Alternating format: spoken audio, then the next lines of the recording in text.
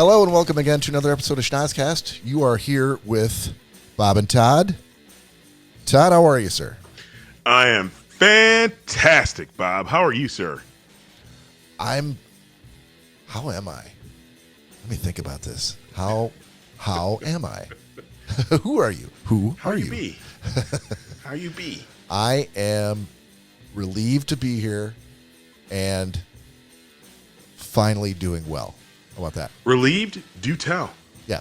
Oh, I'll get into that in just a bit. So, hey, Corey's out on special assignment, so we wish him well. Yeah, I hope things don't get too North, slickery south, in the east, west. Over to you, Corey. I was going to say I hope things don't get too slickery in the naked room. Oh no, I hope they do. What a story that would be. Are you kidding me? Jesus, I hope it's like a slip and slide in there. All right, if you're new to the show, thank you for joining us. If you are returning, good on you. We're happy to have you back. If you want to go back out and listen to or watch any previous episodes, you can find us out wherever you get a podcast. For those of you who prefer the executive version and you like to watch our faces, go out to YouTube and subscribe and like and follow us. You can also email us at schnozzcast@gmail.com, or you can DM us directly on Instagram, where you should be following us, for God's sakes. So with that, housekeeping out of the way, Todd Dillon. Yes, sir. How has your week been, sir? Week's been good. I just don't want to share too much, but me and Jerome are headed back. We found a new place to call our work home, so we're going to be doing some new stuff and getting off on to new adventures. It's been a great week, great weekend. It's all good. Absolutely, dude. I'm happy to hear that. And when I first heard this news, I told Todd, I'm like, "Oh, now you can get yourself a real Jerome." He's like, Jerome's real. I've always had Jerome. He would be offended to hear you say that. And he is 100% real. Exactly. What else? It reminds me, actually, he was poking me because I need you to resend me. I couldn't find that clip that you sent. I think it was an Insta clip of the two old ladies doing fake parkour, because I think Jerome wanted to help me film that. Yeah. So I'll have to dig that up and send it back over. Got it. Right off the top, what are you drinking Yes, tonight, Todd? Dude, I am drinking some of the most amazing beer to come out of Oregon. From Belching Beaver, I'm drinking Hazer's Gonna Haze. Belching Beaver. Did I hear that correctly? That is correct. Belching Beaver. Yeah. And I'm drinking. The name of the beer is Hazer's Gonna Haze Hazy IPA. If that isn't a Todd Dillon beer. Belching Beaver's Hazer's Got a Haze is the official. Hazer's Gonna Haze. Hazer's Gonna Hazy Haze. IPA. Sorry. I hate it when people get the fucking words wrong. So today. So you've been on a big IPA kick lately, I feel. I've been a huge fan of hazy IPAs in particular. I've had some good West Coast IPAs, and usually with the IPAs, a lot of people don't like them because there's always a contest to see how hoppy or bitter or grapefruity or piney that people can make their beer, which I don't care for. Right.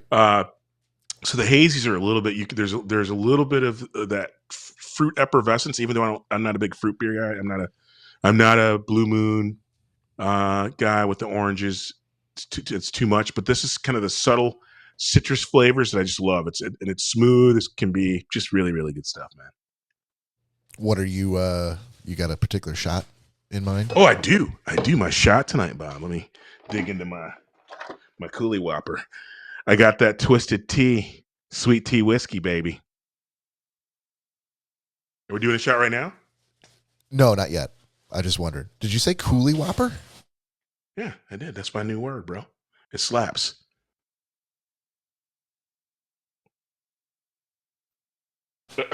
Are you so taken aback by my new word that you're speechless? I am. I've lost the power of speech. Thank you. But now that I've got it back, so I am doing a Bell's Two Hearted. So I'm on the IPA train with you. I love it. Yeah. And then I've got some leftover Fireball in the Coolie Whopper. There you go. There you go. Yeah, See? yeah. See, I know, See? punk bitch. I love it. I go along. I go along to get along, Todd. You slap, brother. Slap, baby. Also, I sent something to you about a new season of Welcome to Wrexham just dropped. I saw. Now, I don't. I'm still very early on into that, and I've been, Yeah. and also I have this dilemma, Bob. I can't necessarily watch all the things I'm really loving right now because I have to pick up some new content because it hit me hard last week or the week before. I didn't have anything to give you because I've been enjoying all the stuff that I've been given that's been in the series format, but that's not stuff I can hand out to people. So I got to watch more stuff. You know what has helped me is, honest to God, and I feel like I might have mentioned it on the show before, is I used Letterboxd. Letterboxd is a website. It's Letterboxd, only that's the boxed is BOXD, not BOXED. But Okay. they have a free app that you can use, and it comes in really handy for what we're doing because not only are there movies that I need to keep note of that I'd like to watch this. This is kind of on my watch list. There's shows that I want to watch, shows that people recommend, and then we have the assignments from Gentleman's Agreement that we do on the podcast. Yeah. So I use Letterboxd to, when I watch something, Mm-hmm. I put it in. It has like when you make a free account, you can have a diary, and you can say, oh, here on the 16th of May, I watched whatever, The Hitman's Bodyguard. Mm-hmm. And if you want to give it a rating, you can, like 1 to 5 stars. You can give it a like. You could even, if you want to, write a review. I don't go that far, but that way, like, I can go back and look and see when did I watch this movie and when did I watch it? How many movies have I watched in 2025? Mm-hmm. If I'm interested in that kind of shit. But that helps me to, it really has helped me in, if I pick you, you're harder to pick for than Corey. But I'll go back in through my Letterboxd diary to see, like, what have I watched that I think that Todd would like. I'll do that. I think, but I was actually referring to the other dilemma. So yes, I do from time to time. I do have had trouble remembering what I might have seen that would be interesting. But the bigger issue is, given how many things we've assigned each other that have series that are ongoing. Because again, I'm still watching the Gemstones, and so there's and with Wrexham, and with there's a couple other series that I that are on my like list. Yeah. So I have to now. Last night I explicitly watched 2 shows so that I had 2 new things in my. I've watched these things. I either like or dislike them, and yeah. But you're saying you started 2 new shows that you'd never watched before? I watched 2 net new things that I'd never watched before because I needed some more stuff to hand out, because I know that I'm not going to be able to hammer you guys with civil, especially Corey. I think Corey's off of civil rights or kind of injustice movies for the next 6 to 8 months. So I got to give him some happy stuff. Yeah, but that should tell you, like, you need to lean into that, like, give him a couple weeks off and then come right back in strong with, like, 12 Years a Slave. Exactly. Just exactly. X. Just give him X. I know he hasn't seen that. No, you know he hasn't. Well, maybe the thing we need to do is all come together in a production meeting and agree that for the next couple of months, we're only going to assign each other movies. Okay. So at least that way, that's only like 1.5 hours, 2 hours, hopefully, of your time, and you're not going to get into another show that you like, and you're like, oh, now here's another thing I got to watch. I watched like 4 episodes, but now there's like 6 seasons. Yeah.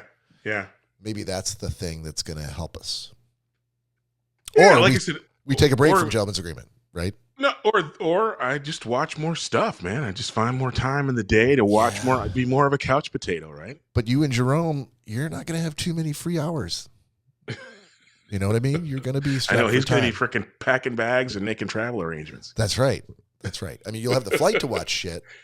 Yeah, that's true. That's true. Maybe some hotel room alone time. But that I always assume is reserved for fried chicken and porn. Oh, always. So, always. Yeah. So, but yeah, it was the 4th season of Welcome to Wrexham that dropped. And I love it because it's really difficult to see a Wrexham match, right, on U.S. television. It's just hard. Yep. So even though I might know how the season ended up because that was news I couldn't avoid, I Right. still never saw any of the games. So it's really, really interesting how they got from, point A to point B. So Yeah. But I will say too, the one thing that, and this is, again, I know we're not in sports yet, but I struggle. Just the nature of, because soccer or football in Wales isn't a sport that I'm a huge fan of. right. The challenge is the game on television to me just doesn't translate. I think the pitch is too big. And so you can't see the strategy. And so for me, watching even if it was Wrexham, given the show, I'd be hard pressed to set aside time to watch it. Like if we were out at the bar and it just happened to be on one of the screens, I might pay casual attention to it. Yeah. But otherwise, just soccer in general, because the pitch is so big, you have to know the game to really be into what's going on. And I think similarly, if you took someone from Wales and showed them American football, the TV steals a couple of key things away from these sports, right? Hockey, all these sports look much slower on television than they do in real life, and they are. And so you don't appreciate the speed. And I never realized having seen many soccer games, I didn't realize until I went to a professional game at the Sounders, actually how fast the athletes were, how athletic they were. Yeah. Aside from being able to run around for 17 hours straight. But on top of that, I didn't realize that like 98% of every kick has curve to it. That's, again, something that the television steals a little bit of that dynamic. And so that also makes the game very, very interesting. And so love going to live events, especially when there's a box or, some VIP seating so that I can be next to the unwashed masses, but not amongst. Right. You don't want them touching you with their filthy working hands and the stink of accomplishment on them. The stink of accomplishment. The smell of vomit and urinal cakes. Yeah. The smell of a hard day's work. Gross. Exactly. I like to be amongst them. I mean, I like to be with them, but not necessarily amongst them all the time. Yeah, so when I'm watching a soccer match, here's the thing. Welcome to Wrexham it's popular for the very reason why a lot of true football, European football fans don't like Wrexham, because they view Wrexham as being just another upstart that is artificially propped up by these two movie stars who've come in and pumped a bunch of money in and bought themselves back-to-back league promotions, right? And while some of that's true, there are other teams that have done the exact same thing. I want to say it was Birmingham City, which now has Tom Brady as one of the co-owners. Okay. Probably even more money than, I think he's getting alimony from Giselle. Strike that, reverse it. But the interesting thing that I did not know was that the midfielder that Birmingham City, the football team, just drafted or purchased, his contract, is his salary is like 15 million pounds. That's a lot of money, bro. 15 million of anything seems like a lot. I'm not sure how the pounds to dollars pounds are like, I want to say, I can look it up quick for us, but I want to say pounds are like $5 to $1. So that's a lot of money, bro. Yeah. Now, but the thing is that salary he's getting is like 30 times more than the highest paid player that has ever played at Wrexham. So we're used to being, 2 seasons ago when they were 2 leagues lower in the hierarchy of European football. Pound is down. I'm sorry to cut you off. That's all right. Pound is down, but still, here's the thing. So 15 million Yeah. Actually, I'll give you the number now. It's still the pound is still greater, much greater. It used to be much greater than this, but it's 1.33. So did you go to Googlemath.com? I did. Okay. Times. You said 15 million? 15 million. I'm sure it's, that's sure so. Yeah. So it's 20. He's getting just under 20 million. 19,950,000 is what that converts to in U.S. dollars. Yeah.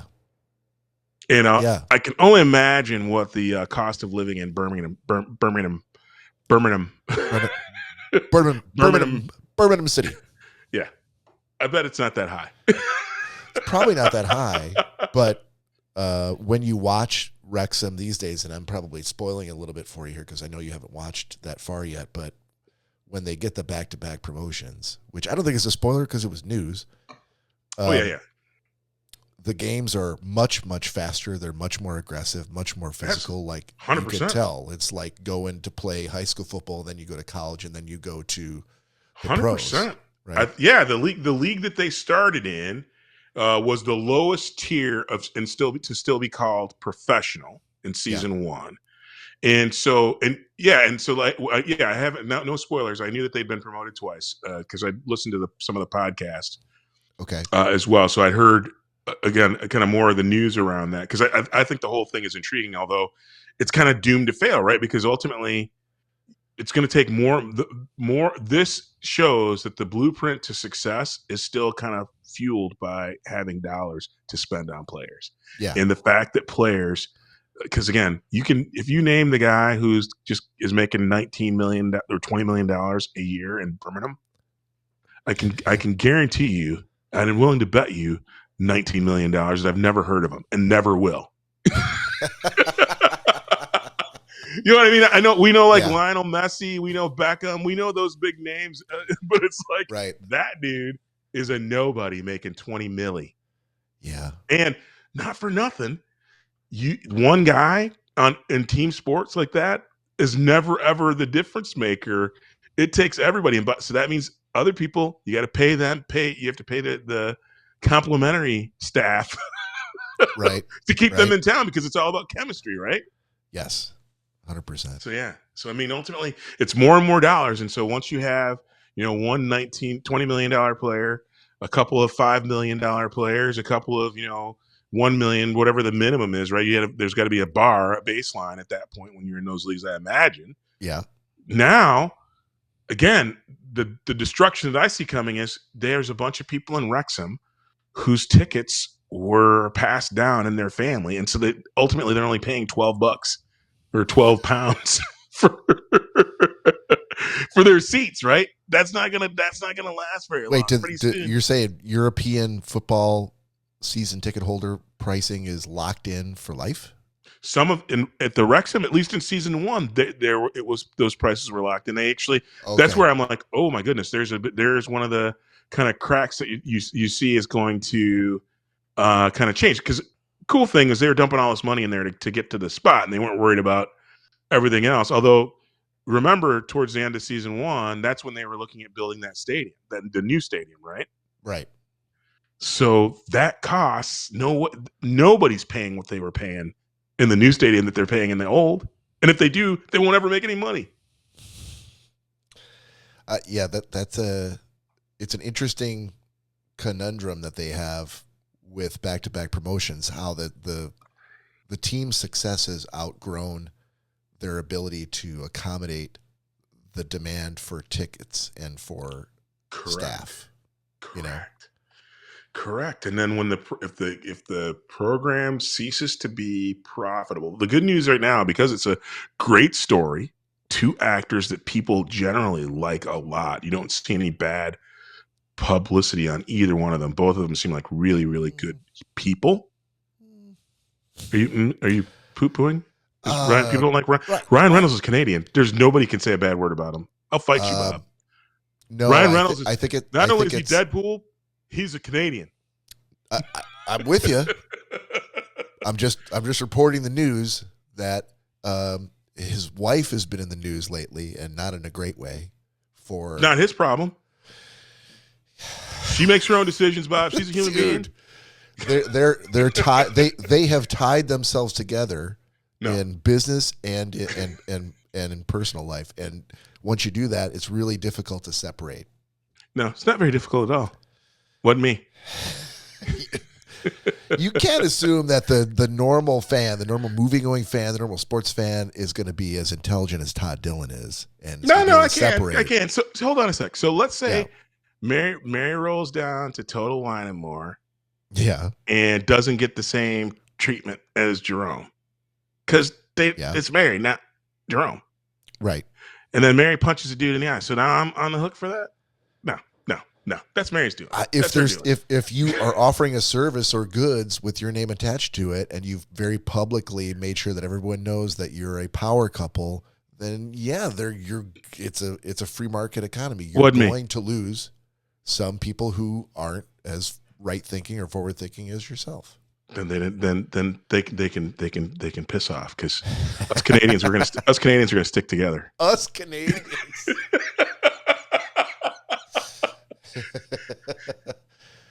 And McEnany's married to Sweet D. You can't throw any dirt on that. That's a power couple. That's Sweet true. D ain't hurting nobody. Sweet D's not in the news.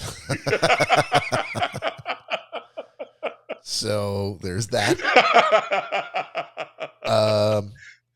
But the thing I wanted to mention to you before I forget was I had sent you and Corey a link to a website called Willy Wacky Snacks.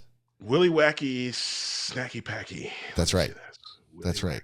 You put a little stank on that, but yeah, you're essentially correct. And so I was intrigued by this. I've known about this site for probably a year and a half. And this is a site in which they basically go out and they get snacks, drinks, chips, cereal from various countries around the world and bring them into their warehouse, and they'll sell them to you and then ship them to you. So, you could buy a Kit Kat bar in the U.S., no problem. You could probably even get multiple flavors. However, the company that makes the Kit Kat bar makes more flavors than what are available to the U.S., and they make 100%. some of this available in other countries. 100%. So As a man who's traveled the world, I've seen it. Oh my goodness, dude. Yeah. I already know what Mary's going to want. There's a coffee flavored Snickers, bro. Yes. Yeah. I legitimately, anybody out there listening or watching, do yourself a favor. When you're bored, go out to willywacky.com, WILLYWACKY.com, and just peruse what they have.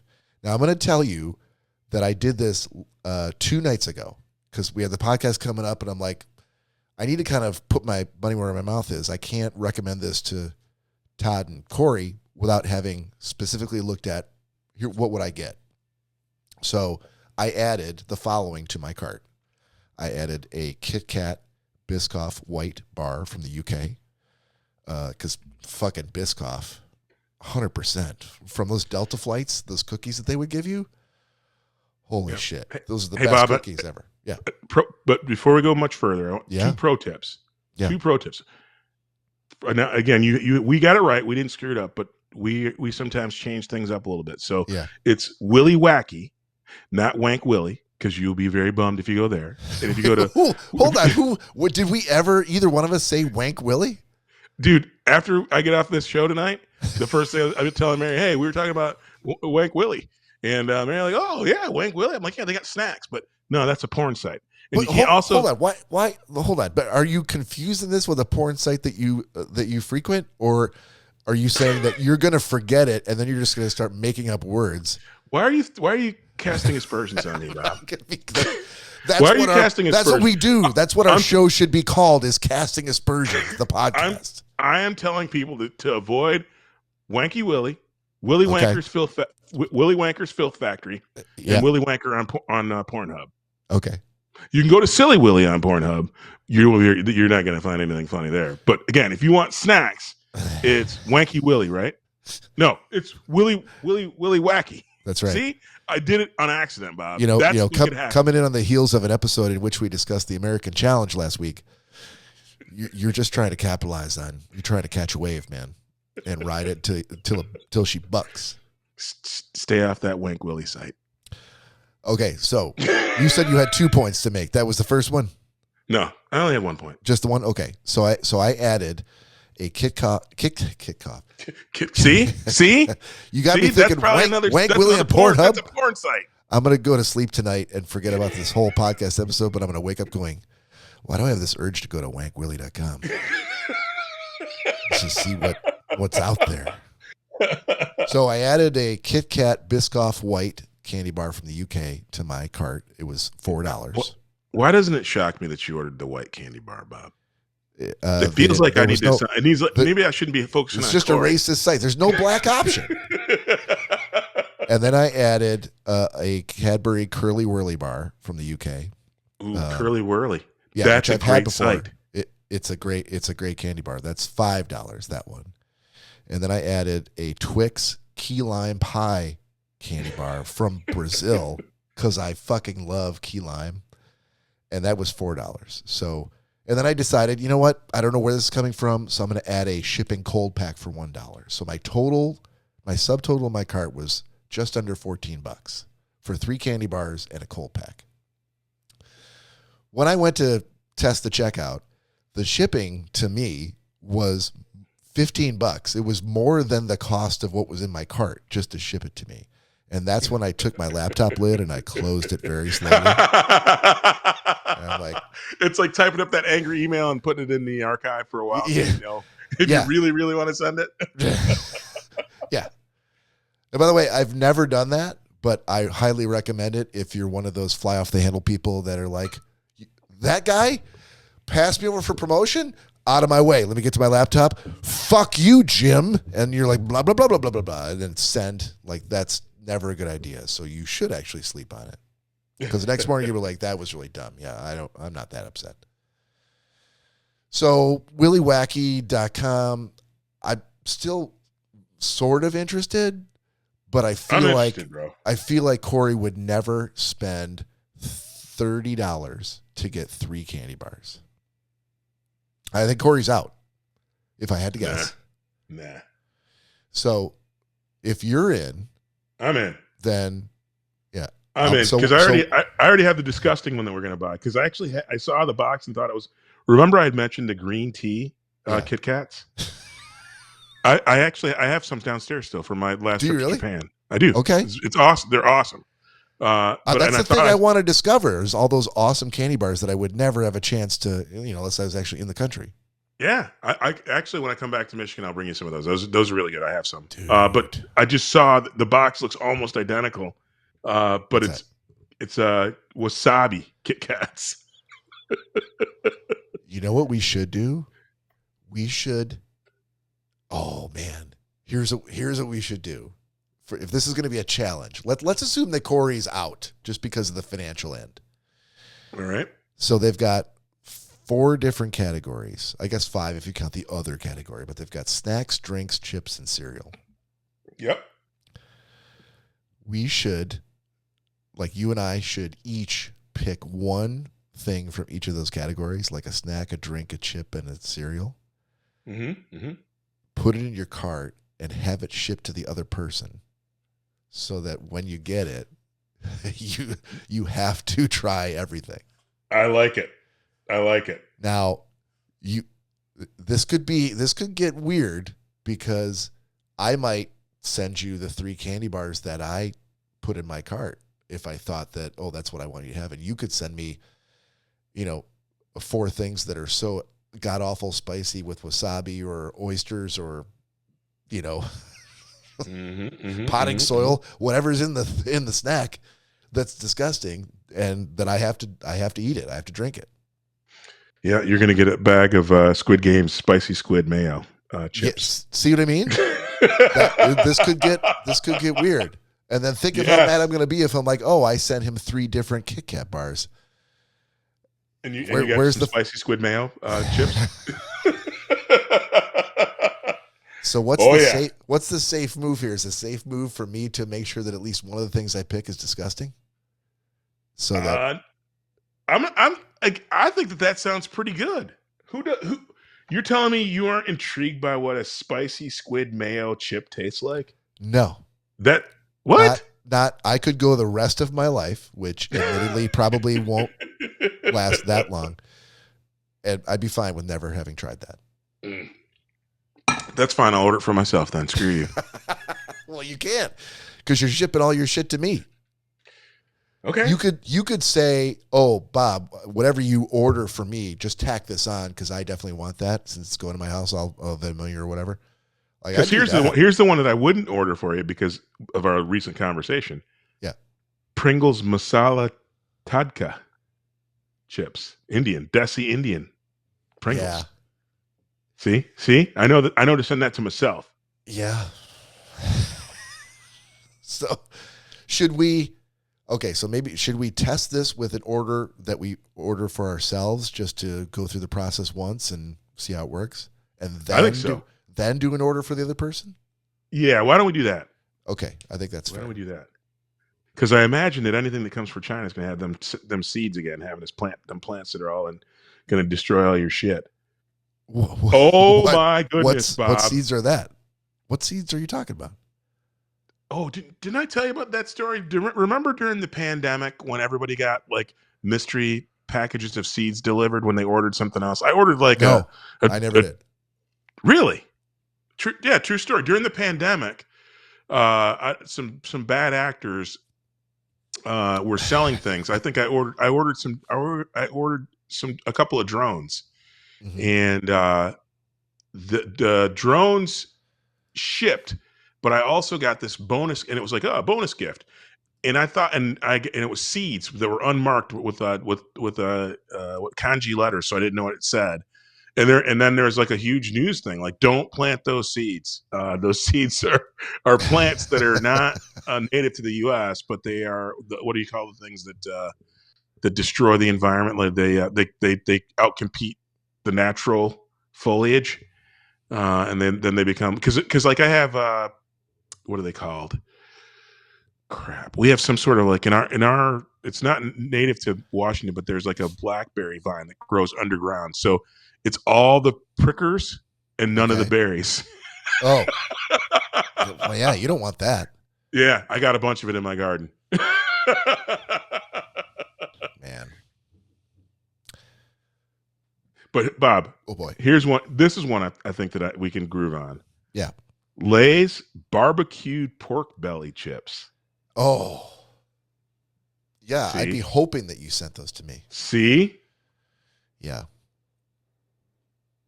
Yeah, I think this would be a good challenge. I think it's going to be great. I think it's going to be great. I'm going to go forward with at least ordering some, maybe not all, but some of the things that are in my cart and having them sent to myself just to see what kind of quality they send. Was it worth getting the cold pack so that the chocolate's not melted? Let's do that, and then we'll revisit this in a couple of weeks. Okay, and that gives us time to see if we can talk Corey into doing this. Although I think there's no way. I really don't think so. Oh my goodness, Bob, this is going to be fun because I just found another flavor for you. What's that? Cheetos, corn, and turkey. But at least I like those two things separately. Sometimes together. The bag has a picture. The bag has a picture of the Chester the cheetah and Ultraman, dude. Ultraman's on the bag. I fucking love Ultraman. Me too. Swatch. I used to watch that all the time when we were kids. Him and Johnny Sacco. We talked about Johnny Sacco, the flying robot. Yeah, of course we did. Oh man. I think the old man episode is going to be the title of this one. Oh, well, this will definitely be old manish to add to the show. I was talking with Dr. Phil Anton a couple of days ago. I thought you were talking to the real Dr. Phil. No, not the real. No. That guy's got nothing good to say to me. And somehow the topic came up where we were talking about like superhero theme songs. And he had made like a mixtape for the radio show of a bunch of different superhero songs. Okay. And he asked me, that's what happened. He's like, hey, so you listened to my set. Were there any superhero songs that you were disappointed to hear didn't make the cut? And I said, no, not really. I liked everything that was there. There was one song that I would have loved to have heard, but I'm not disappointed it's not there. I'm like, I don't even know if you know about the superhero. And he's like, who is it? I'm like, it's Super Chicken. You don't know about Super Chicken? Of course he didn't know about Super Chicken. I remember Super Chicken. Do you really? I do remember. I'm trying to think of. I'm Googling it right now so I can see the. So, if you ever watched George of the Jungle, not the movie with Brendan Fraser, but the show, the cartoon. Yeah. And so this is along the old man episode track that we've got going on. Yeah, because he had a dog. That's He had a. What you talking about? Super Chicken? lion. Yeah, he had a lion. Yeah, it was Fred. Fred was his sidekick, the lion, and so Super Chicken was they would do a George of the Jungle short film in the episode, and then they would go and do a Super Chicken, and then there was another one where I think it was Tom Slick Racer, and then they would do one more George of the Jungle, and that was the end of the 30-minute episode. Hey, Bob. Yeah. Since we're not live, we you are can delete this if you want. Sure. We aren't live, right? Correct. So you can delete this if you want, right? Like, sure.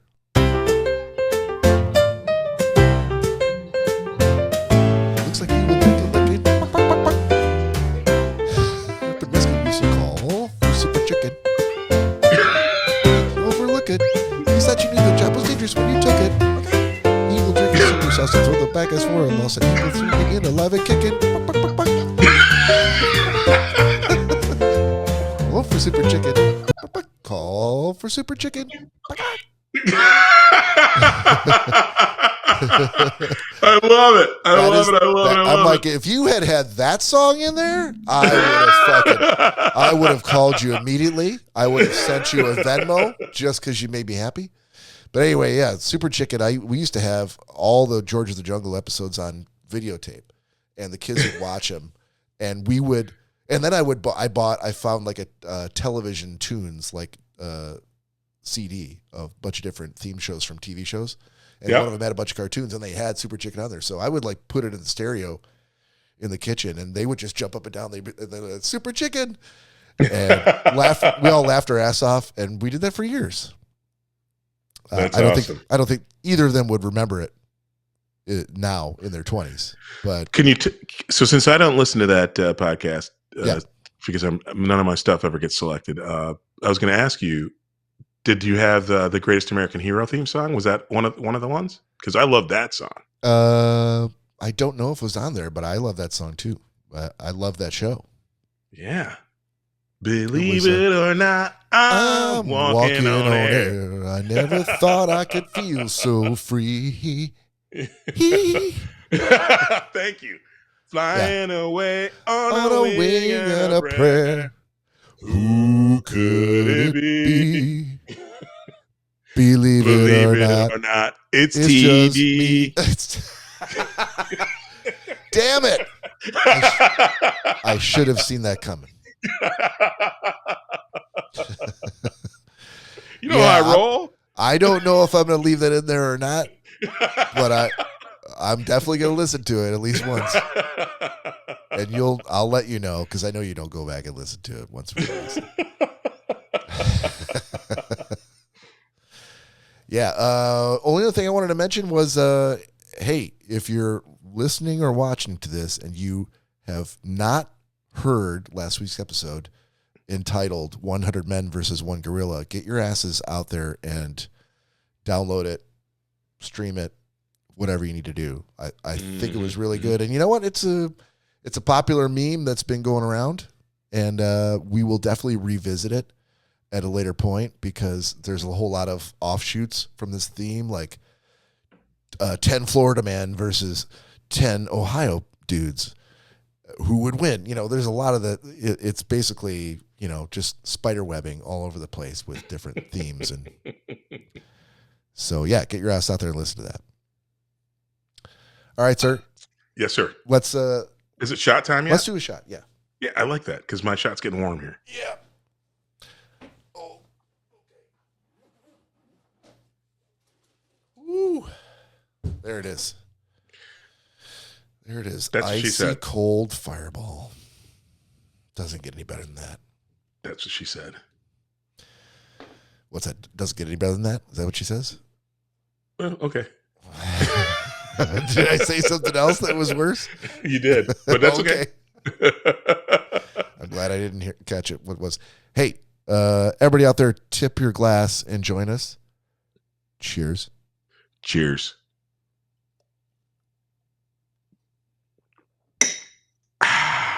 That's the good stuff. Dude, are you playing that glasses clinking noise? No. No, you just always toast an empty glass? No, I clank my shot glass down on a coaster. A metal or a glass coaster? Glass, baby. Okay. This whole time, honestly, for like the last 6 months, I thought that Corey was hitting some secret button on his iPad to make that sound all the time. I had no idea you were doing it. In fact, and I know you don't know this because you don't go back and listen to our episodes after we record them, but when I edit them and we publish them, I cut that shit out every time.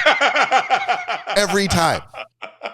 And you thought Corey was doing it on purpose. Yeah. And I would even watch him. I would do a shot like this. I would kind of sneak in and I would look a little bit. What's he doing? Because I wanted to see, like, is he doing the shot and then his finger is sort of slowly, silently creeping toward his iPad to press the glasses clink button? And I could never catch him doing it. So, yeah, if you're looking at it like in GarageBand on the sound meter, there's like a waveform, right, of us talking, and then there's a little bit of silence. Yep. Because we're doing the shot, and there's just a little thin line. That's your clink.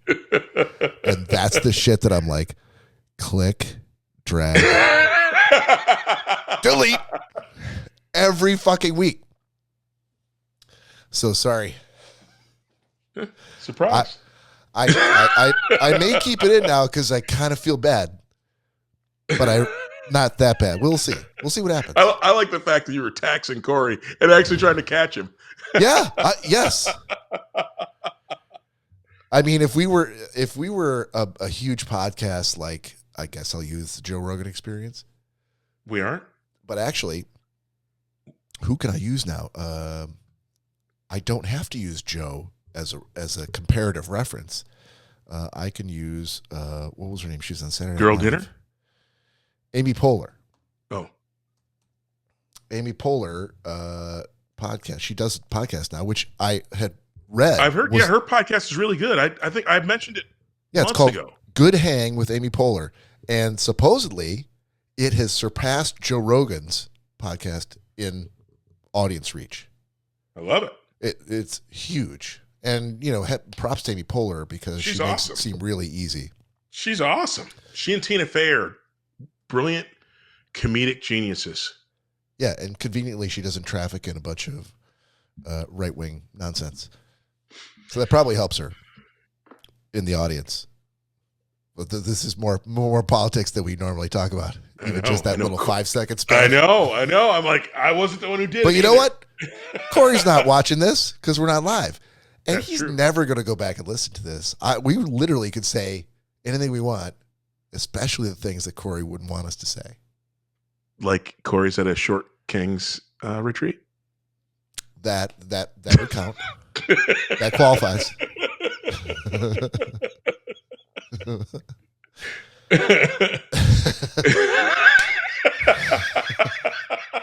The only way I can follow that is you got your sports hat on. You got your sports facts handy. I got my sports. Move them. Sports hacks. It's fancy. Take that handle like you wouldn't normally use, like in a car from the 80s to roll the window down, and just fucking crank that shit from the back to the front of your brain. Yep. Okay? And I'm going to dish it off to you here. 90 Second Sports. 90 Dish it off. Second Sports. Right about now, Corey's probably overlaying the graphic in post-production.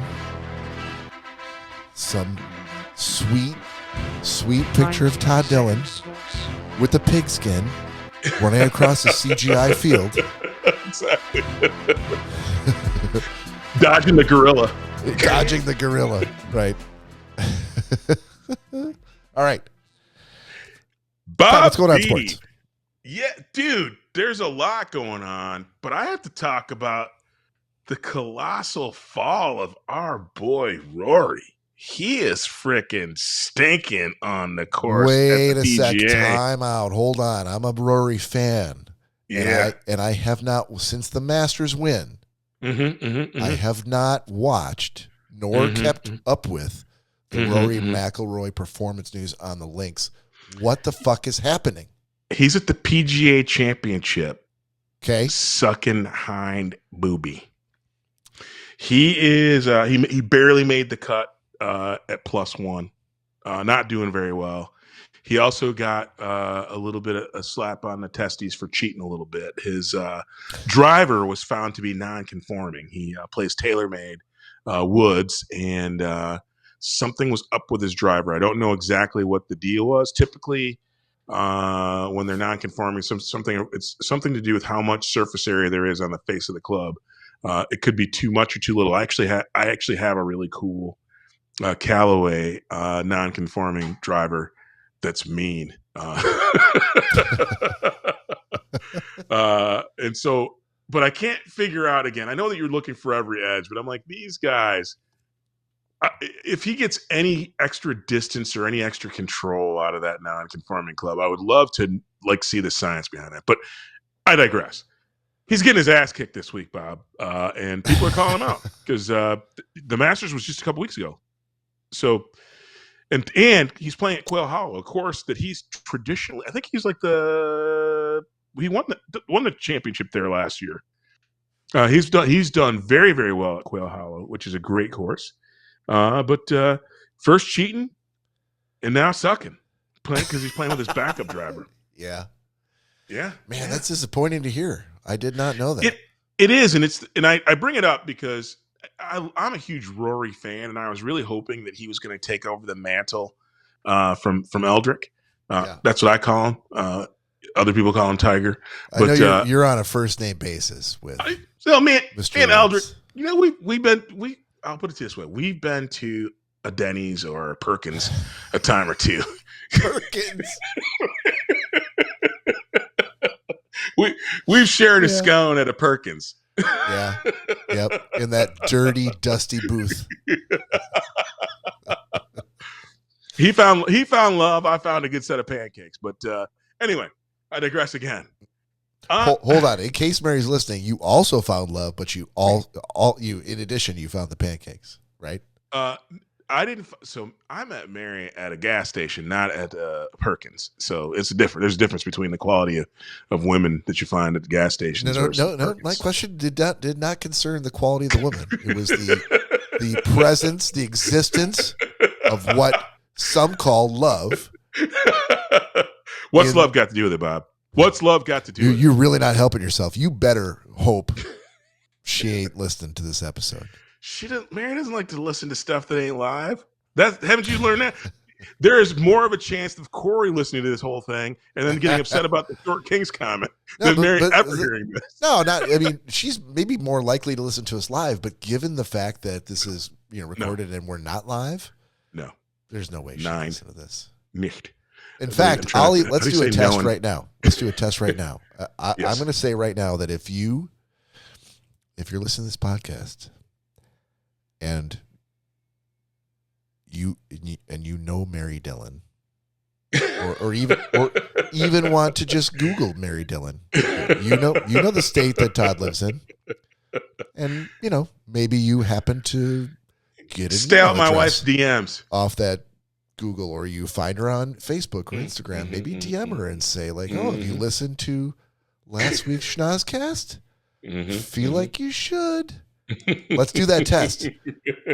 Number one, I don't think it'll happen, but number two, if it does, then maybe our audience is growing. Yeah. Anyway, sports. Yeah. So Rory's sucking butts, which no good, no bueno, not good at all. Don't like that. Then Bob, can I tell you, I am sick. Just already, I'm over. I just wish that Mr. Rogers would retire. I'm sick of this whole will he or won't he, Pittsburgh, I'm like, come on. This is, I don't know. I'm not anti-free agency. I know that when good players get older, they want to extend their career and travel around the league. But this Aaron Rodgers does not wear this whole freaking retirement tour well. You know what I mean? Yeah, I can't watch him. I don't even care about his rhetoric. It's like his play is poor, and like Mike Tomlin, who really it's great that he has never had any losing seasons, and he's consistent. But now they're just consistently mediocre, and so the fact that they're even entertaining Aaron Rodgers after the freaking Russell Wilson experiment looked so horrible. Yeah. I'm like, why keep buying retreads? I think Steelers fans, and I'm an old school Steelers fan, like the terrible towels and Mean Joe Green and Jack Lambert, Elsie Greenwood, all those guys. I loved those, Terry Bradshaw, Lynn Swann, Stahl. Love those teams. I'm an old school Steelers fan. And what they've become of late is just this middle of the road team who's going to beat good teams some weeks, lose to bad teams, but it just looks horrible. It's just an ugly brand of football. And the fact that they're even thinking about bringing in Aaron Rodgers, just horrible. Not knocking. I'm sure he's still got a rocket arm. He's got way more football IQ than I'll ever have. He has more football IQ in his pinky finger than I ever will have. He doesn't need you to prop up his ego. Plus, that's Jerome's job. Delegate authority. Yeah, in my mind, do it. What he should do, given where he's at right now, he should go to Canada if they'll have him, and set a Canadian League record for passing yards, right? And go out like that. That'll be a weird trivia thing. It would be. What quarterback went to Winnipeg and threw for 19,000 yards in one season? And do a shot. Exactly. I'm just sick of him dragging down everybody in the NFL. I think it's time for that show to end. I'm ready for that to be over. I'm also ready for back on this whole pro football thing. There's already rumors that Shedeur Sanders might get cut. There's rumors that Shiloh Sanders, who was supposed to get cut by the Buccaneers, might actually make the team. Dude, I can't wait for the season to get underway, but I want all the freaking crap to just go away. Just tell me who's on the team, who makes the final roster, and let's see some good football this year. I couldn't agree more. Could not agree more. So that's my and the Preakness Stakes was today, and you know what I didn't do, Bob? I didn't watch it because you know why? Jerk off in the garage. Did you cross that off your list? Well, there's still plenty.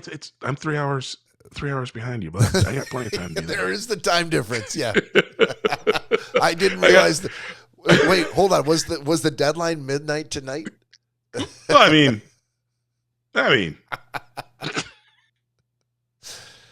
Sorry, I digress. Exactly. Oh man, you're trying to steal my thunder. I didn't mean to, dude. But I could pivot to baseball if you want me to. Yeah, well, and I'm wearing my Tigers jersey because those Tigers are doing well. The Mariners are doing well. All good, man, in the world of baseball. But I haven't dug in to see if there's any really kind of cool under stories. I mean, ultimately, the teams that I'm fond of seem to be performing pretty well. And I actually had read an article about something I think was Terry Francona. There's something going on there, but I'm unfortunately, Bob, I was too gripped to see Rory sucking, and then reading all these stories around these NFL franchises like the Rams. And did you realize that Matt Stafford? I love me some Matt Stafford. Love him as a Lion. Love him as a Ram. Do you know they're paying him like $80 million for the next 2 years? $80 million. No, is that the number? 80 million. 80 million. 80. Wow. How do they build a future? How do they build a future when they're, and again, I'm not saying he's washed up, but no, dude, he's closer to the freaking Barca Lounger than to the Super Bowl. the Barca Lounger. This is the old man episode. I'm throwing back. Yeah, no, well said. I'm waiting for I'm waiting for an Archie Bunker quote from you. Okay, meathead. Or maybe George Jefferson, to be fair. Oh man, that's another great superhero theme song. Yeah. Beans don't burn in the kitchen. Oh, no. That's not the word. That's not right. What doesn't burn in the kitchen? Something doesn't burn on the grill. Well, it can't be beans in the We're grill. Moving on up. Meat don't burn on the grill? I don't know. I gotta find out what. No, we're gonna get it. Hold on. Jefferson's theme song lyrics. Perfect. Thank you, Google.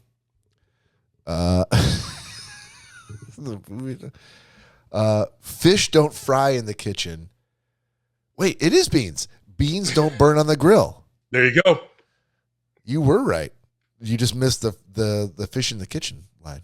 I did. And I'll also say, now that I'm reading this, there's another line that I have been getting wrong for 55 years. When he goes, wait, should we start? Let's start with fish don't fry in the kitchen. Ready?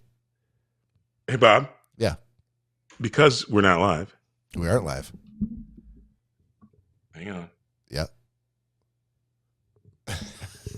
Hang on. Yeah. Here we go.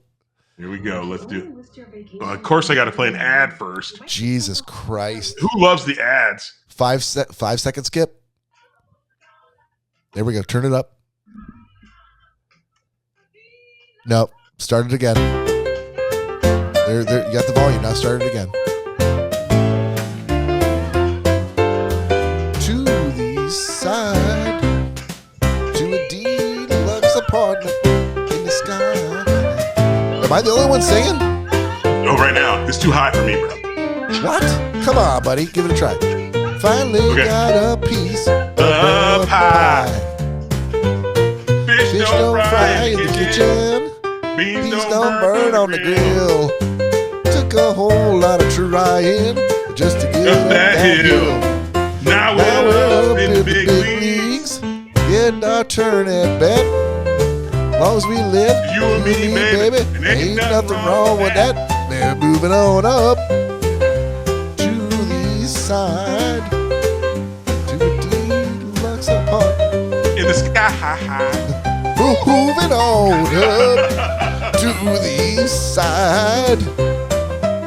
We finally got a piece of the pie.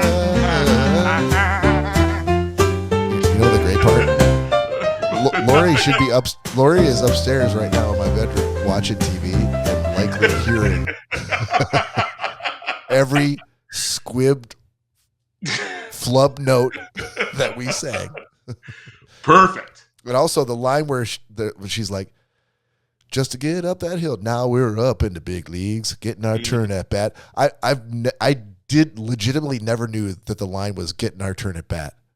I didn't know that. I did. What are you gonna do? What can I do? It's the big leagues, Bob. It is. Now we're up in the big leagues. Dude, that's amazing. Yeah, that's definitely gonna get cut.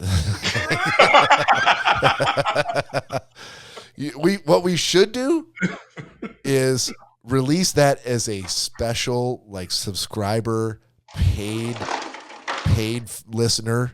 Pantheon. Yes, baby. Yes. So while I might not release it, we're definitely gonna have a saved, executive VIP version of this podcast episode. I'm loving it. Sorry, thanks, McDonald's. All right, so just to close out sports, I wanted to mention here. I'm looking at the standings. Okay, and this is over today's May 17th, 2025.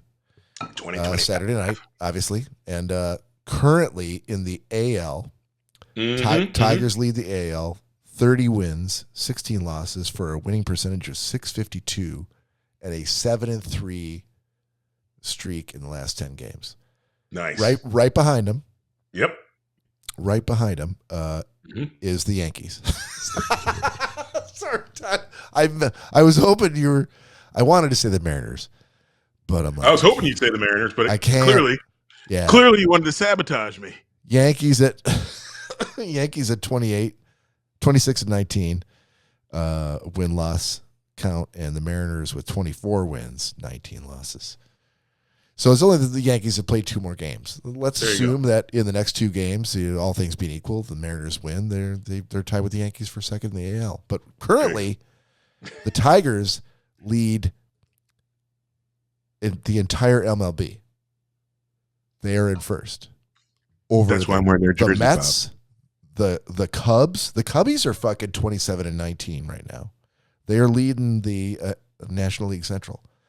And the Dodgers. Dodgers are leading the National League West with a 29-16 record, but that's not as good as the fucking Tigers, dude. Not even close, baby. Man, can you if they keep at this pace, this will be the record for the franchise record for most wins in a season. They won't. Sorry, I almost spit my drink out. You were saying you're predicting that they will not keep this pace up. Correct. Okay, and now are you basing that on last season, on the 2024 season? No, on all seasons. On all? Okay. Well, how did they get whatever the franchise record is currently for the Detroit Tigers for the most wins in a season? They clearly did fantastic to get those. So you can't say they did. Never. You can't say they've never done that. I can say that they'll never do it again. Okay, so what do you think was so special about that season? And I honestly, off the top of my head, do not know. Well, we have to do some little retrospective. It might have been that I lived in the city at that point in time. Seems like wherever I moved, championships come, Bob. Seattle hadn't seen a Super Bowl till I moved here. Right? Yeah. Guess what, Bob? That's fair. The Red Sox never won a World Series till I moved there. You know? I mean, I'm just saying. That's fair. Championships follow me around. They follow me around, Bob. All right, let's see. It feels like Ryan Reynolds and McEnany need to get me out to Wales so that they can actually make it to the Premier League.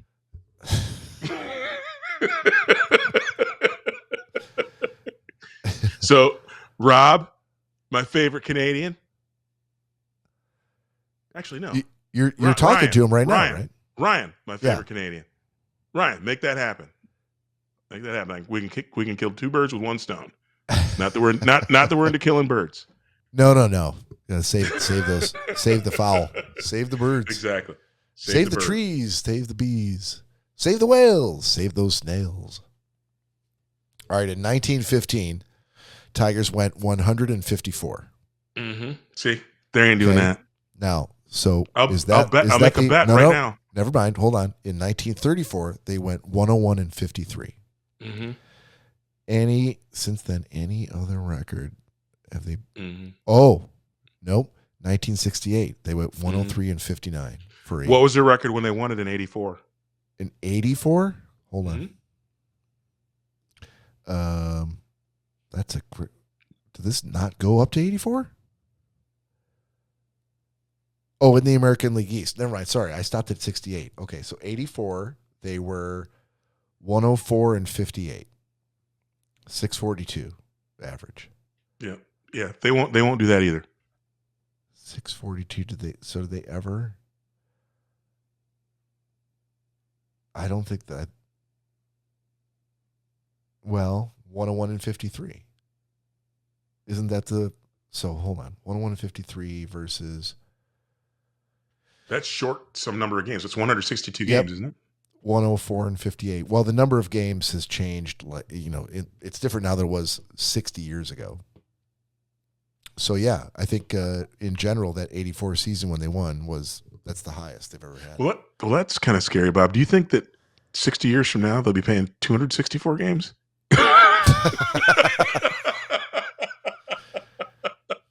Okay, smartass.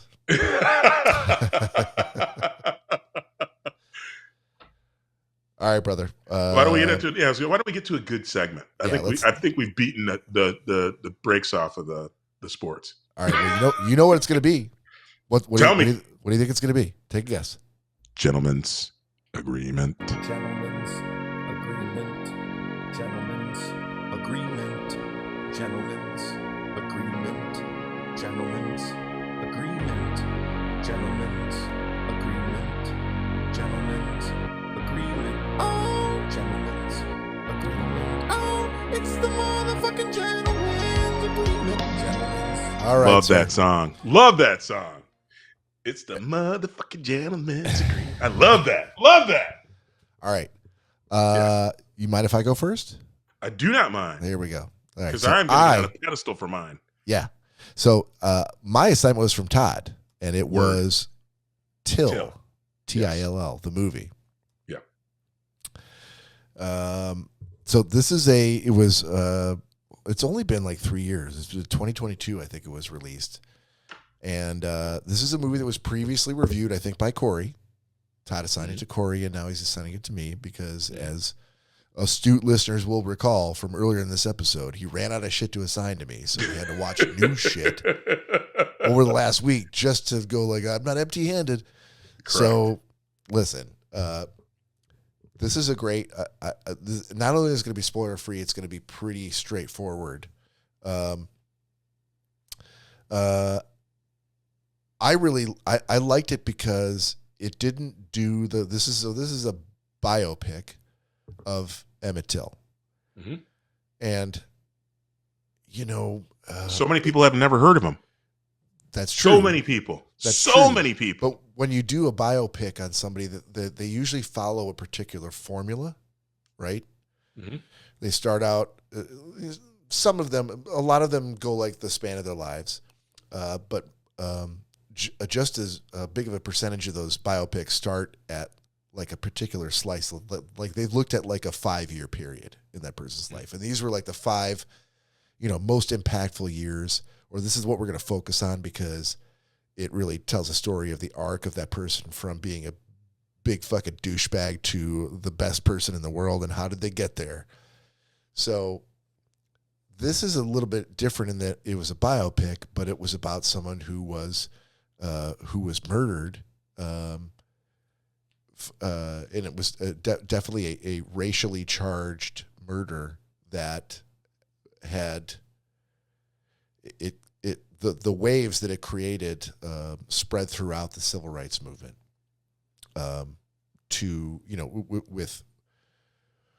With really good consequences, but the original obviously the murder was horrific and terrible, and justice was not served. So I would argue that the consequences still, even with the advances of the civil rights movement, if there's no justice, how can people move on?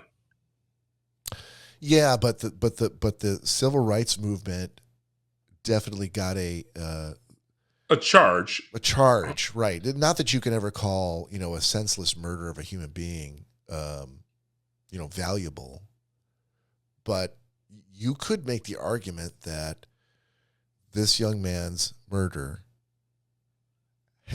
had a positive impact on the civil rights movement, where you never want to compare one life to the life of hundreds or thousands or tens of thousands of people, but it should, hopefully it should never come to that.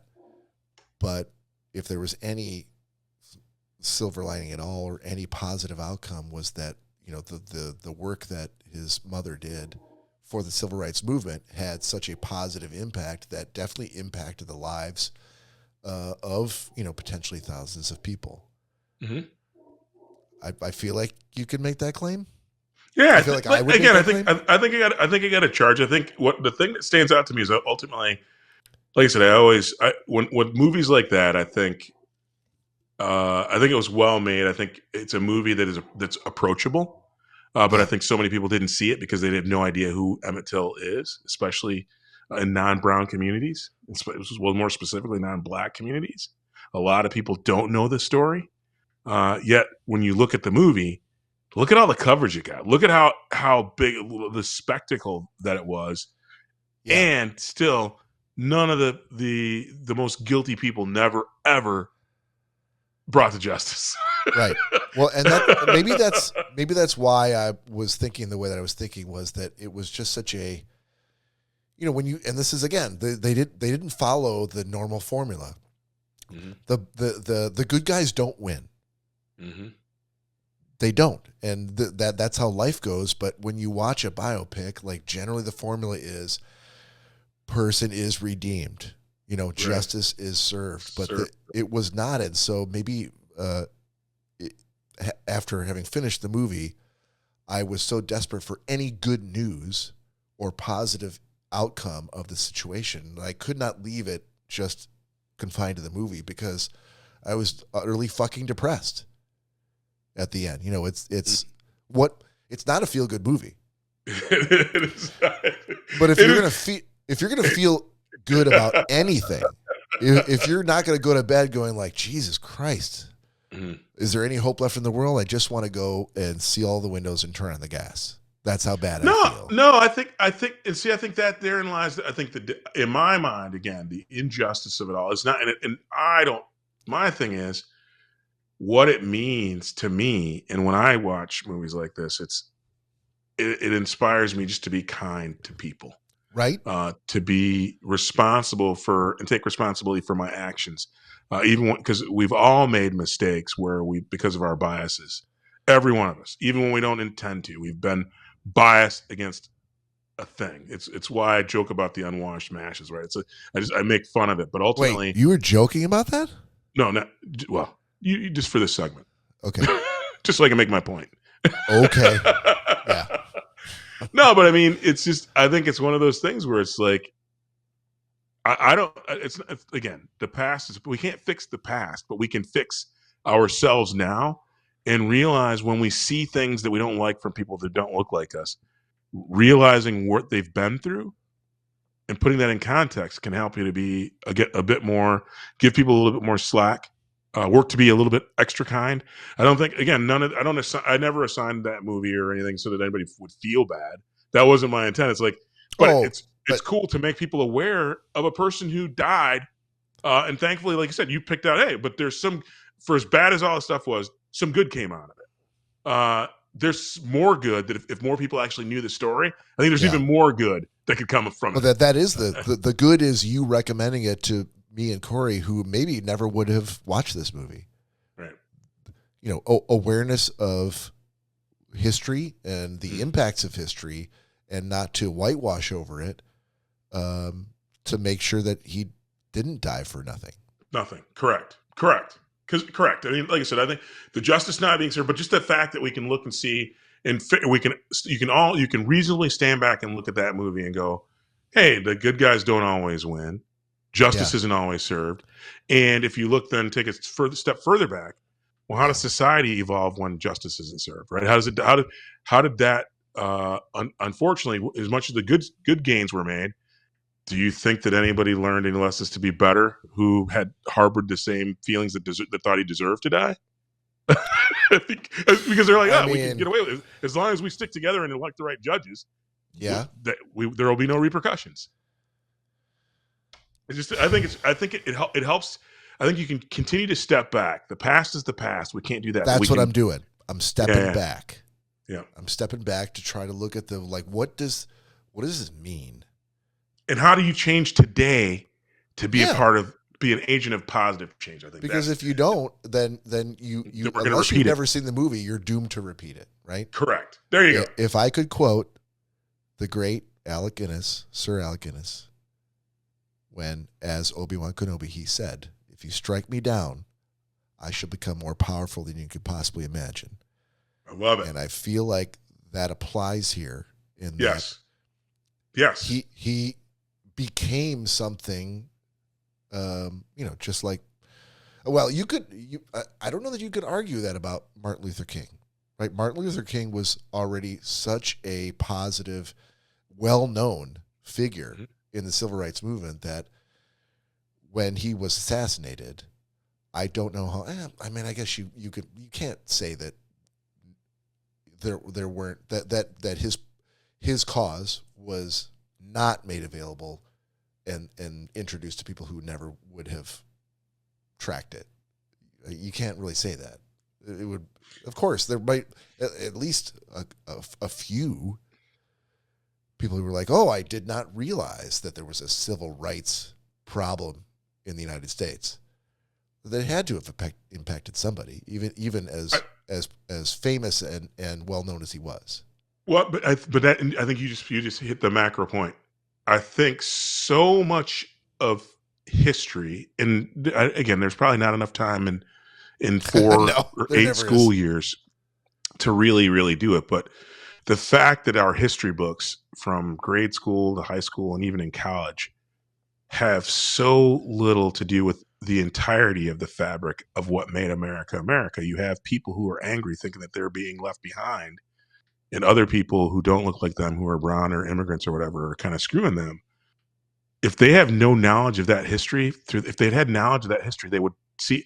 You might see it through a different lens. I think that therein lies the bigger thing. We need to as we be kind to people and really dig into history, even if it's uncomfortable, so that we don't remain mired in it. That's what I've said for many. I've had you never. I can't imagine how many people, Bob, have told me, "Oh, but things are so much better than they are in the '50s," and I'm like, really? Yeah. I'm like, Yeah, that's a really tough thing, and it really depends on who you're saying that to. Who asked you this question? How things are going? Are we better off? Well, actually, as a black person in America, Bob, many people have offered that up to me without any. When they'll see something happen in society on the news or whatever, and they're like, "Oh yeah, but things are so much better than I can't even. If I had a penny for every time someone has said things are so much better than they were in the '60s, '40s, and '50s for black people." That's been said to me dozens of times over all manner of different things, and my commentary for forever has always been, is it, or is it just more hidden? Yeah, I go, and that's why that question will definitely be the answer will be different depending upon who you ask. Yeah, but ultimately, my only thing is, we should all, as human beings, aspire to understand the history and be comfortable with the uncomfortable parts, so that we can learn from it. It's not meant to rub anybody's face. And I think, and again, I think societally, we're so interested in our own self-interest rather than the greater good. And this isn't a socialist statement. I know I'm wandering off into the realm of politics a little bit, but that's all right. At the end of the day, we have to realize that we are all in this together. And if we're not working at building bridges so that we collectively can be in it together, and we're trying to pick a side, then we're doomed. And that means you don't know. I mean, all the time I confront my friends who are left leaning, and they're like, "Oh, the Republicans, the GOP, blah blah blah." I'm like, do you think that we're going to be united by you telling the other side that they're stupid on both sides? Literally, for us to come together, we need to really take a true look at history, look at the facts, and not conspiracy, not. And if you're going to get your news from one outlet, listen to the other outlet and weigh those things together so that we can get a balanced approach. Or even better yet, get your news from a country that doesn't have anything to gain, isn't putting a finger on the scale on either side, and you might actually learn something that helps you be a better person. So that because I think ultimately, my long story long, Bob, I will say is, in order for us to be the United States of America and truly be the greatest nation in the world, more of us need to come together than be divided. And that means people on the left having constructive conversations with people on the right, and vice versa, and not letting people who are richer than we'll ever be, with power that has gone to their heads, get us to stay divided. Because if we remain 50-50, the interesting thing about our time right now is that the people at the very edge, the outer edge of both sides, are winning the war, right? I'm not a socialist. I'm a capitalist, but I think we can do it in a better way. I'm not, and so we don't have to be just because I win doesn't mean somebody else has to lose. We have to all kind of get around the fact that we need to stop everybody who's been disinvited to Thanksgiving. We need to invite them back, and we need to have real constructive conversations by putting ourselves in their shoes, and again, inviting that thing. Because I think the sad thing is, the last time this country was actually united was when another country attacked us, right? On September 11th, we all America. It was that we all had our chest stuck out. And we're like, we're gonna fix this shit, right? And now we're supposedly 50-50 divided, but we're being wagged by the extremes, man. So the fact that nobody's talking to each other. So sorry, I think I went way afar. I'm gonna blame it on my high octane IPA.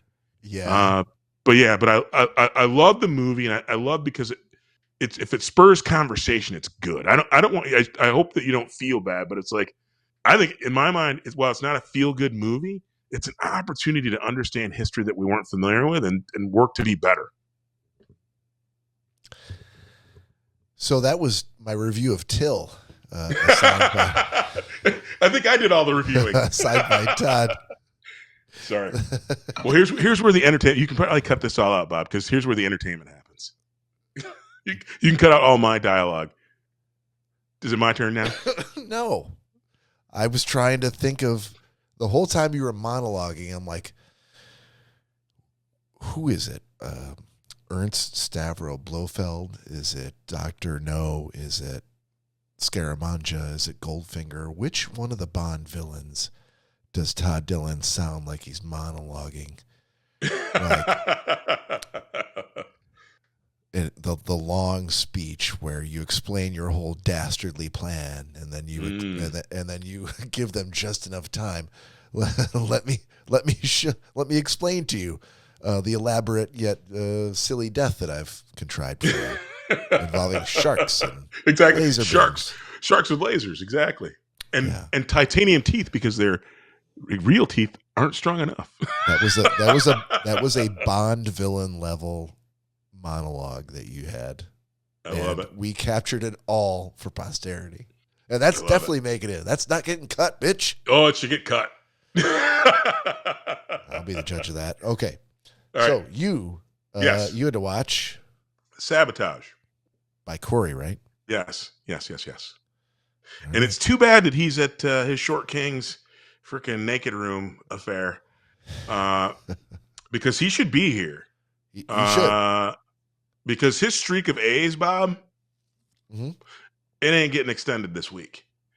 If there is a grade, if there is a grade lower than F minus or E, holy shit, or Z plus, he wouldn't even get the Z plus. He gets a Z negative, Z minus.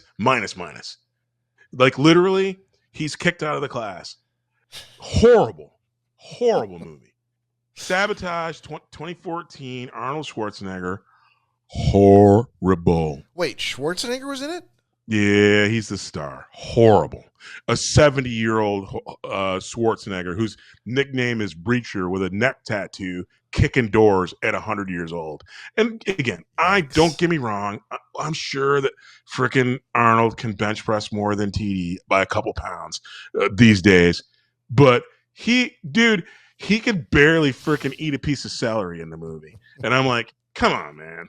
This dude's Breacher, the freaking tough dude in the DEA that the DEA's ever seen. And like, you could, when they show the scenes where he's like clearing a room and he's like walking, doing the cop kind of the tactical movement through the facility. Yeah. And he just looks freaking slow and feeble, but he's Arnold. I'm Arnold. Dude, horrible. The dialogue, horrible. The acting, and with so many big name actors, I don't know if their names are big, but I recognized at least 7 stars. You know who else should be ashamed of himself besides Arnold? Because here's a name I recognize. Terrence Howard's in the movie as the black guy, Sugar. And of course, he's a bad guy. Oh, spoiler. Sorry. Damn it. Well, here's the thing, Bob. Never, ever should this be recommended to anyone. Don't watch it. It's horrible. Wait, take it back. If you like really, really bad movies with bad acting, with faces that you've seen all over Hollywood, all manner of Hollywood faces in a movie, I should have written down all the thing. Like normally, I'm not a critique of all the nano points of a film. I'm not that big of I'm not a movie making snob, like cinematography or specifically acting. Because again, I think we all felt like a diss on me. No, not at all. No diss. All right. My reviews are typically all just gut feel. That's how I assign my letter grade. But in this one, even I was able to pick out just all the like rules broken. And when if there's like 10 rules of making a good film, they broke all 10 and then 15 more for good measure. Horrible movie. So sorry. No, that's all right. I wish Corey was here for this though, because he literally, all the A's that he got ahead of this have now been dragged down to a D minus. Well, because of that, I'm going to tell him about this, and I'm going to make up a lie about how amazing your review was of the movie that you assigned and how he really, really needs to listen to it. I might actually watch it again so I can take all the notes and rip on him again, even when it's not assigned to me. It was that bad, Bob. Like literally, I want to make a point here. You should, you should definitely push as hard as you can on this one. All right, new assignments. Obviously, Yes. you and I got each other. Yes. And since you watched two things in the last week, I'm going to guess you got a 50-50 shot of which one you're going to assign to me. So I'm going to assign you one. Yeah, go ahead. And I actually want to introduce a new thing to this segment. You're going to have to cut this part out of the audio. So I'm going to take a quick pause. Okay. I think that for code, so that we can all keep our professional anonymity, because again, I think as we grow, we'll ultimately have people listen who know us. So I think for our code word, if I actually assign you a movie and I say, Bob, you should watch it with your cap on, that means you should watch it impaired with a little bit of maybe some cannabis in you. I don't know what other things you do recreationally, but I saw a movie mind-expanding drugs, though. Yeah, absolutely. I think that should be the next layer, because I have a great assignment for you, I think, and I think that you'll. I don't know if you'll like it, because this was a stretch for me, and I don't go out of my way to watch musicals. Yeah.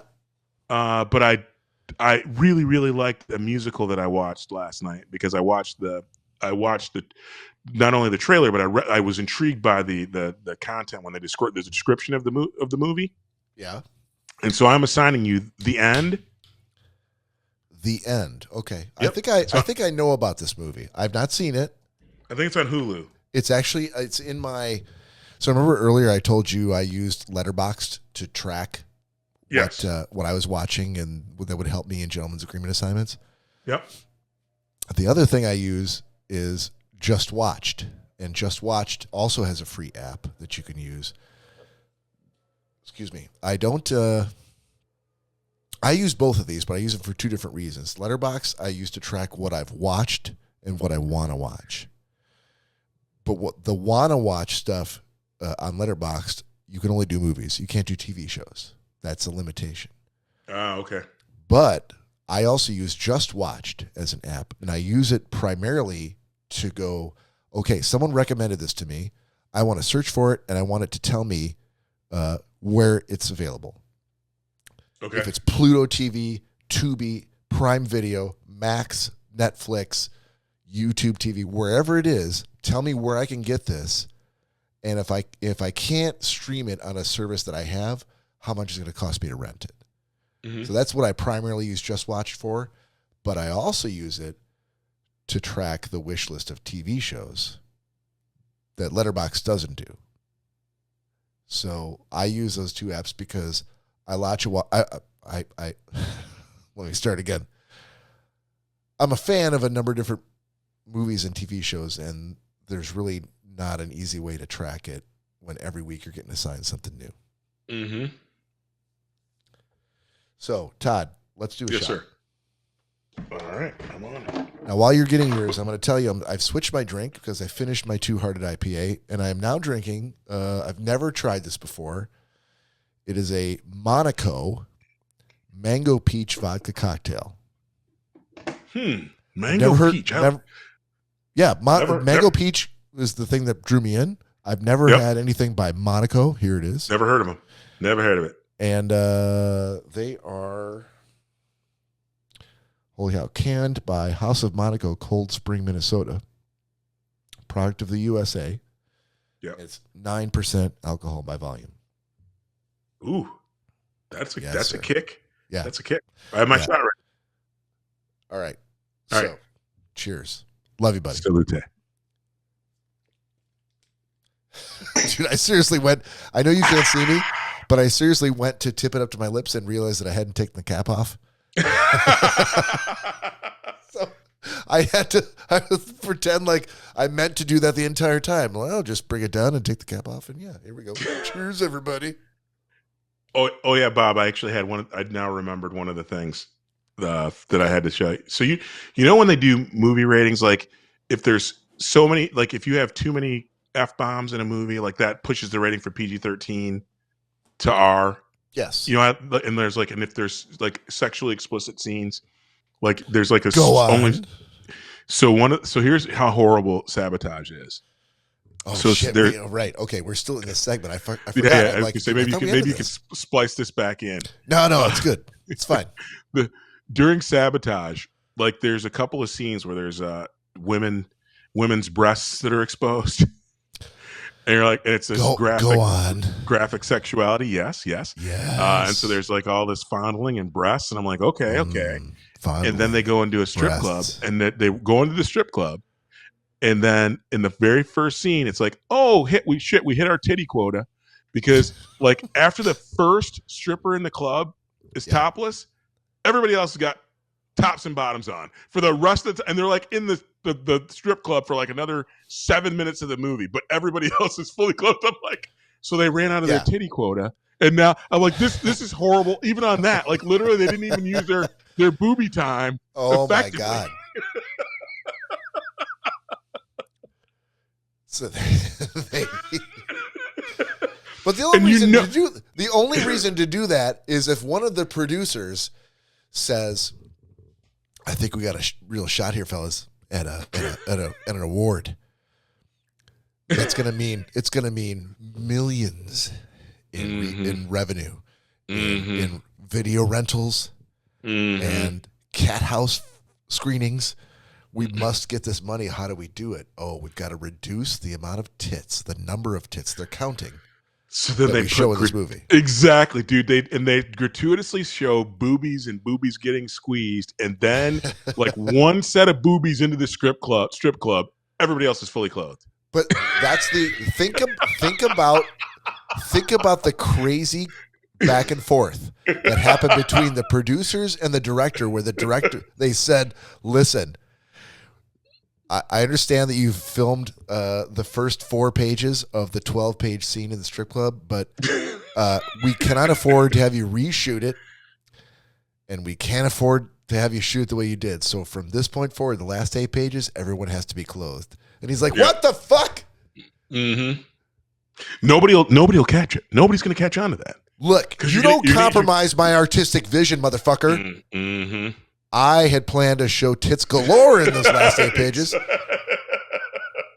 And they're like, yeah, horrible movie. Listen, Sherman, you're a good director.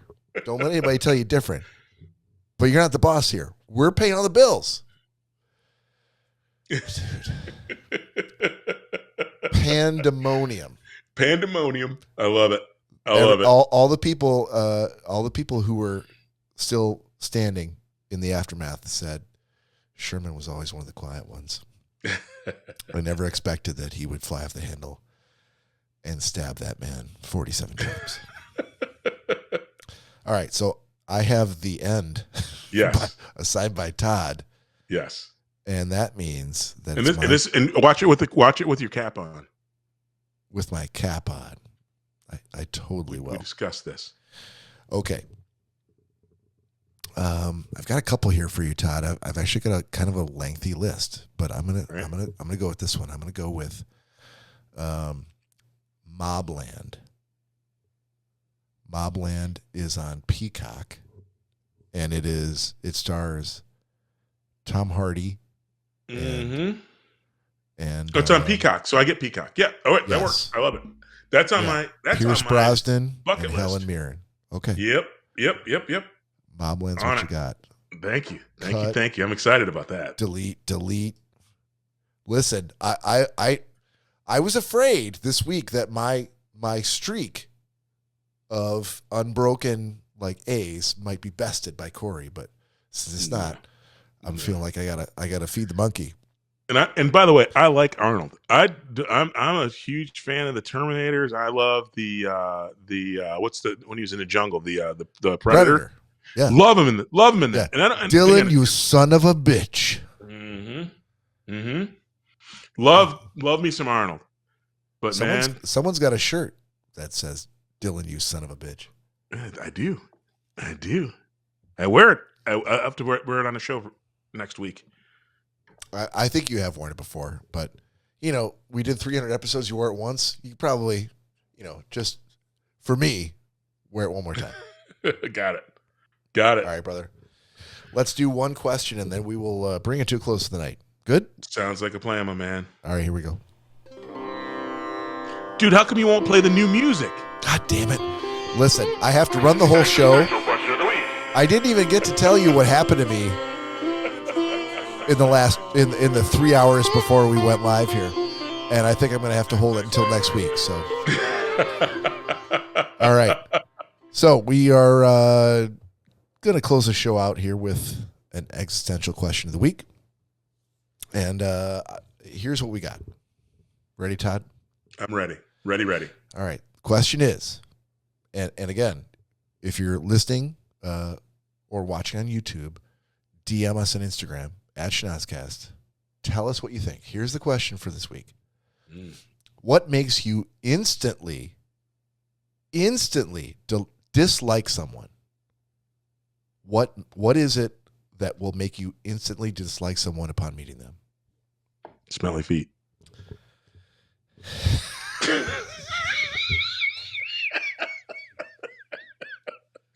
If I smell Fritos when I meet you, that's the end.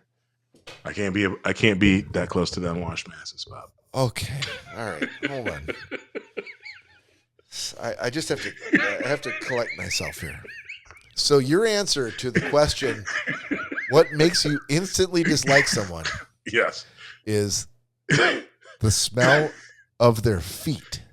That is a thing, but I think so. Maybe a broader brush, poor hygiene. How's that, Bob? No, that is a different answer, and I want to stick with the original answer, which was the smell of their feet. Mm-hmm.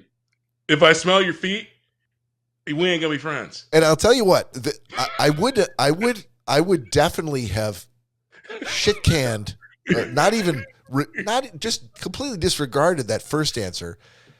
If you hadn't leaned into it and then given us a detailed explanation for why that was your answer. The fact that you did that and then you try to change it, I'm like, oh no, motherfucker. We're sticking with that first one. The first one. Okay. So I have so many questions. Just so we can keep track. Number one. Mm-hmm. Was this based on an encounter that you had that involved you meeting someone for the very first time by smelling their feet? No, but I bet you don't have to name names. No, but I've been around people when they would not necessarily meet them for the very first time. But I think if we are in a close space. And then I noticed that you. Wait a minute, hold on. I didn't even take that into consideration. You're talking about someone that you've known for a long time. It doesn't matter. But after like years of knowing them, you now have changed from a like or perhaps a like a love, who knows, feeling about this person.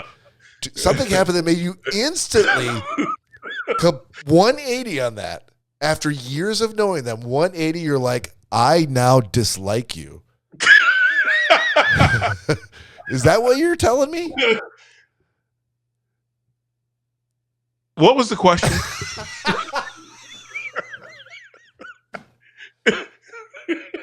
Let me repeat the question. Even though everyone in the audience is like, we fucking know what the question was. He is trying to dodge it. Question is, what makes you instantly dislike someone? Yeah, I think I'm. You said smelly feet. Yeah, that's fine. You know what? I had. And it doesn't matter if it's a new person or an old person. You know what? I did have like a half a dozen other questions, but since you answered that question with the, I may have known this person for years, and I may have been in love with him. No. No. I wouldn't go that far. At most, I really, really like them.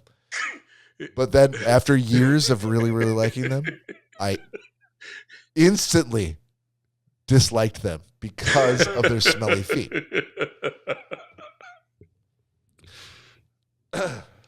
Okay.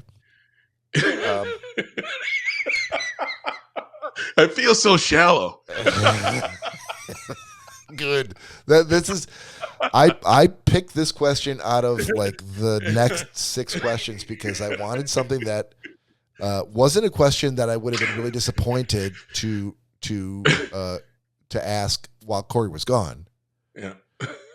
But also something. And you were thinking I was going to say something like bigot or racist. Didn't you? No. I'm like, no, smelly feet. I knew.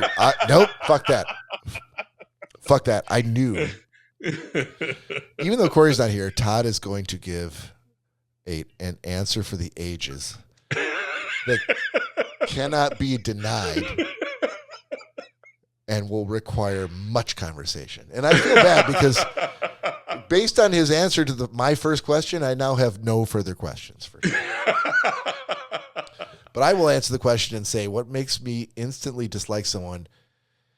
It's the thing of when you meet somebody and generally you're not meeting them for the first time by themselves. If you really think about it, when was the last time you met someone for the first time and they were alone? It's much more rare. Generally, you're probably meeting them with at least one other person who they happen to be with, who and you're meeting this person for the first time. That's the most frequent way. It happens more often than you meet it's people. the most frequent way of meeting people. Okay. Not the okay. only. I agree with you there because I've met people recently. Yeah. One of my new dear friends, Kyle, who has the other podcast we've talked about before, right? Make Your Manager Money. I met him for the very first time at Vaughn's downtown Seattle. So yeah, that was just he and I. So and I'm glad that happened because I don't hear about that too much, but it is generally not the most popular way that people meet other people. Yep. So I got you. So my answer is, what makes you instantly dislike someone? It is that thing of when you meet somebody where they're with their friend who you knew, and then they're like, "How's it going, man?" You're like, "Oh man, great. How you doing?"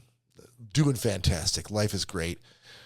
My wife learned to fuck a different way, and everything is peaches and cream now because the way she was doing before was just not even sexual. And now we got this whole new thing going on. Oh, by the way, have you met Steve?" And you go, "Oh, hey, how are you doing?" And Steve, this is a made up name, by the way. I'm trying to figure out who you hate still. Steve has not looked at you once the whole time you were there, but you knew he was there. You're like, "Oh, here's my buddy with a guy that I don't know." And he's not introducing him. Like, it's taking him a while to go, like, just even acknowledge, like, "Oh, this guy that I'm with that you don't know, like, here's who he is. I'll introduce you to him." And the guy has not looked at you once and won't make eye contact. Those are the things that make me instantly dislike someone. Like, you and I will not be. I will not be friends. You're disliking Steve, not the dude who's telling you about his sexual relationship with his wife. No, because I don't like either one of these. I knew him before. So? And by the way, like he's a dick, and he had it coming. So I'm secretly happy for his wife, which means I have to fake being upset and troubled for him. However, you said he's a dick and he had it coming. Yeah, I did. That's comedy gold, brother. Is it? Comedy gold. Could that be the title of the episode? The title of the episode. He's a dick and he had it coming? And he had it coming. Yeah. I'm just bold enough to do that. And that is the hallmark of this podcast. Never forget. We will call a podcast episode the most the most unwieldy title with the most amount of words, and even throw some punctuation in there, like a couple of commas and an apostrophe, just to make it difficult for you to read, and then read and an umlaut forward to something. He had an umlaut, absolutely. Yeah, we're looking at you, Husker Du. Okay, so what was my answer? What makes you instantly dislike someone? It is that thing of when you meet someone and they have not looked you in the eye, and then when they finally do, they there's a convincing way to go like, oh, now I'm focusing on you, and they don't do that. It's like a cursory look. So you hate people with social anxiety? Yes. Okay. There you go. That makes me instantly from there. If you're ever going to be my friend, you got a long fucking road to hoe. A big mountain to climb. And I'll just say it. Hoes got to eat too. You know what, Todd? I know you can't see me, but I know you could feel me when I say hoes do got to eat too. And by the way, if you could see me, you would really be impressed with the way that I just performed for the camera. With the right amount of gravitas. Thank you, Todd. Thank you. Hoes do gotta eat too. In that caring, like olive branch, reaching out for the hoes, the hoe community. Exactly. I want them to know it's not just lip service, baby. I believe in you.